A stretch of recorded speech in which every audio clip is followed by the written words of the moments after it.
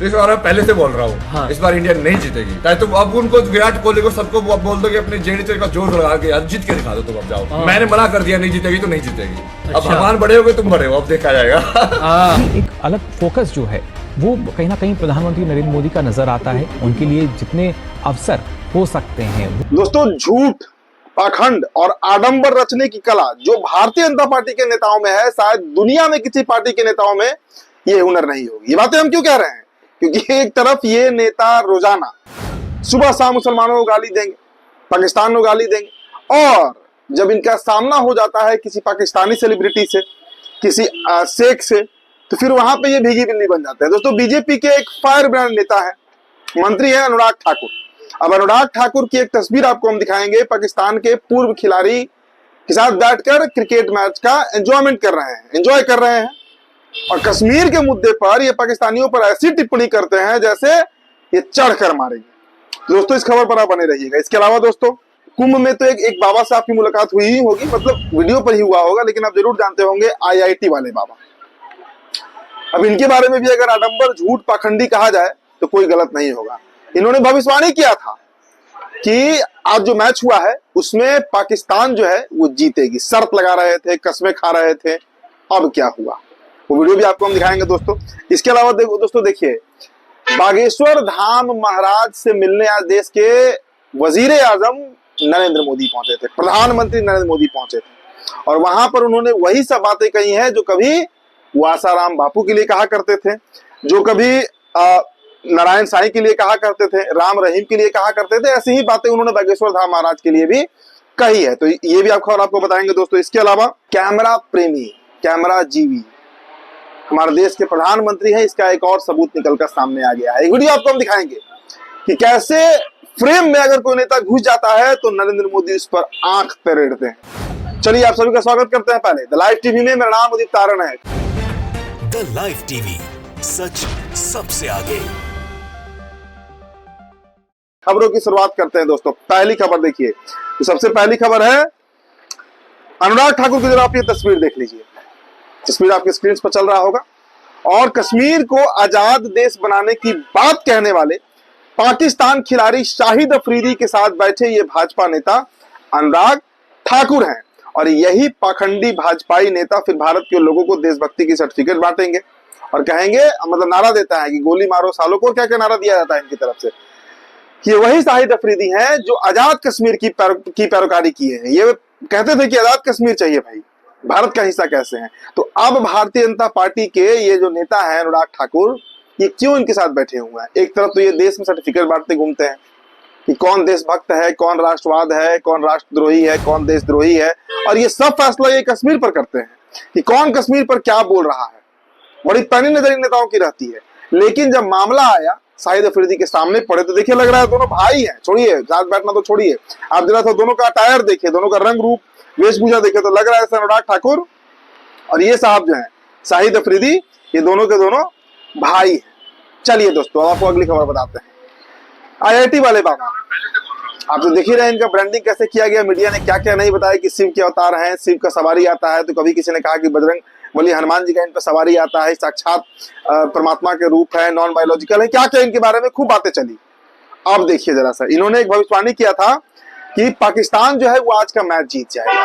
दोस्तों, आपको पहले मैं क्लिप दिखाना चाहेंगे। इस बार मैं पहले से बोल रहा हूँ, हाँ। इस बार इंडिया नहीं जीतेगी। चाहे तुम अब उनको विराट कोहली को सबको बोल दो कि अपने जेडीसी का जोर लगा के आज जीत के दिखा दो, तुम अब जाओ। हाँ। मैंने मना कर दिया नहीं जीतेगी तो नहीं जीतेगी। अच्छा। अब भगवान बड़े हो गए, तुम बड़े हो, अब देखा जाएगा। हाँ। चलिए, आपने क्लिप देख लिया और अब क्या कहिएगा?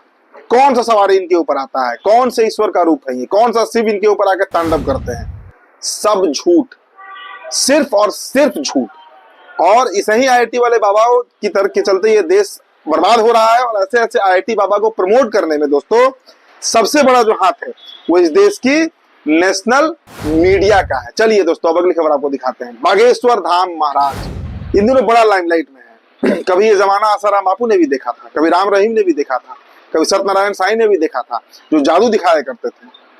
अब देखिए, इनको लेकर प्रधानमंत्री ने क्या कहा है। बागेश्वर धाम आस्था के केंद्र के साथ साथ आरोग्य का केंद्र बनता जा रहा है। कैंसर अस्पताल से सुविधा से वंचित कैंसर रोगियों को मिलेगा मुफ्त इलाज। चलिए, तो ये वही बागेश्वर महाराज जो झाड़ फूक करते हैं, भूत को भगाते हैं। हमने वो वीडियो देखा है, आपने भी देखा होगा। एक पूरा आडंबर रचा जाता है इनके दरबार में। और देखिए सबसे बड़ी बात दोस्तों कि ये नाम हमारे ईश्वर का लेते हैं, ये हमारे हनुमान जी का नाम लेते हैं, बजरंगबली का नाम लेते हैं। कहते हैं कि हम ये भगा रहे हैं, भूत भगा रहे हैं, तो जिन्नात भगा रहे हैं, और क्या क्या अजीबोगरीब बातें करते रहते हैं। और इनके बारे में प्रधानमंत्री साहब कह रहे हैं कि ये इस देश में धर्म के साथ साथ आरोग्य भी प्रदान कर रहे हैं। दोस्तों अगर आपको याद होगा, ऐसे कई संत हुए हैं, मतलब बाबाओं से जो लगाव है प्रधानमंत्री का, वो आज का लगाव नहीं है। आसाराम बापू के मंच पर भी विश्व गुरु जी पहुंचे थे, बाद में आसाराम रेपिस्ट निकले और आज वो उम्र कैद की सजा काट रहे हैं। बाकी नारायण साईं, राम रहीम जैसे बाबाओं के साथ भी इनका खास रिश्ता रहा है। अब एक ऐसे बाबा के साथ ये मन साझा कर रहे हैं जो मुस्लिमों के खिलाफ जहर उगलते हैं। मतलब रोजाना ये हिंदू राष्ट्र की बात करते हैं बागेश्वर धाम महाराज, रोजाना मुसलमानों को गाली देते हैं, आतंकवादी और बांग्लादेशी और रोहिंग्या और क्या क्या नहीं कहते हैं।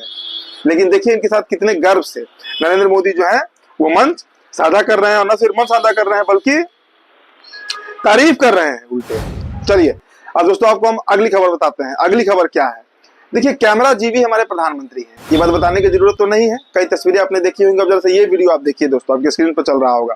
मतलब इतना गुस्सा, अगर ये जो मोदी जी के साथ जो नेता है इनको नहीं पता होगा कि शायद मोदी जी के इनको पीछे चलना होता है। साथ चलेंगे तो जो साइड का फ्रेम होता है और जो फ्रंट का फ्रेम होता है वो खराब हो सकता है। ये साहब वही गलती कर बैठे, मोदी जी के साथ थोड़ा सा आगे बढ़ गए। अब इस पर दोस्तों नरेंद्र मोदी ने जो आंख इन पर तरेड़ी है, एक बार गौर से देखिए ये तस्वीर, गौर से देखिए ये तस्वीर। नरेंद्र मोदी ने जो इन पर आंख तरेड़ा है वो मतलब किस मुद्रा में नरेंद्र मोदी का गुस्सा जो है वो फूट कर निकला है। दोस्तों अब आपको एक महाकुंभ की एक खबर बताएंगे। देखिए दैनिक भास्कर ने एक रिपोर्ट साझा किया है कि महाकुंभ गए हर 10 में से 9 लोग ठगे गए। फ्लाइट के लिए 300% महंगी टिकट खरीदी, 67% लोगों ने नाव और टेंट में 4 गुने पैसे दिए। दोस्तों छोड़िए ये बात, दातून जो होता है जिसे दांत आदमी साफ करता है, वो दातून दोस्तों जो 1 रुपए 2 रुपए जैसी कीमत होती है वो वहां पर 100 रुपए में बिका है। ये मेरे संबंधी लोग, मेरे कई लोग कुंभ जो गए उन्होंने बताया कि एक व्यक्ति को अगर कुंभ जाना है तो उसका जो निजी खर्चा होगा वो कम से कम 10,000 रुपया होगा। मतलब ये मिनिमम 10,000 रुपये उसे खर्च करना पड़ेगा तब वो तीर्थ करके आएगा। और अगर थोड़ा सा आगे बढ़ता है तो 20,000 25,000 रुपये तो वहां पे आम है। मतलब दातून 100 रुपये बिक रहा है, नाव की सवारी आप 3,000 से 4,000 रुपये में कर रहे हैं, फ्लाइट का टिकट जो 6,000 8,000 का हुआ करता था वो 20,000 में बिका है। तो दोस्तों ये सर्वे रिपोर्ट बता रही है कि 10 में से 9 व्यक्ति जिसने कुंभ की यात्रा की, कुंभ गया, महाकुंभ में दर्शन किया, स्नान किया श्रद्धा के भाव से, वो ठगा गया था। मतलब करीब करीब 90% लोग महाकुंभ जो गए थे वे ठगा हुआ महसूस कर रहे थे। दोस्तों आपको एक हम श्रीनगर की खबर बताएंगे। देखिए श्रीनगर से क्या खबर है। रमजान के पहले पवित्र कुरान मुफ्त में तकसीम करने पर 3 मुस्लिम महिलाओं को पुलिस ने हिरासत में ले लिया। मतलब अब इस देश में दोस्तों अगर आप मुफ्त में कुरान बांटते हैं तो आपको जेल जाना पड़ेगा। मुस्लिम युवकों के बाद अब मुस्लिम महिलाओं को भी किसी भी आरोप में हिरासत में लिया जाएगा। मतलब दोस्तों देखिए मुस्लिम युवकों पर, मुस्लिम मर्दों पर तो ये कार्रवाई चल ही रहा था, अब मुस्लिम महिलाओं को टारगेट किया जा रहा है जो बुर्के में है, जिनका कहीं भी कोई वास्ता नहीं है, ना क्राइम से ना झूठ बोलने से। मतलब वो साधारण महिलाएं हैं और सिर्फ वो कर क्या रही हैं, वो कुरान बांट रही हैं। और इसके लिए 3 मुस्लिम महिलाओं को दोस्तों कश्मीर में अब तक गिरफ्तारी उनकी कर ली गई। तो फिलहाल दोस्तों इस रिपोर्ट में इतना ही, बहुत बहुत शुक्रिया। द लाइव टीवी, सच सबसे आगे।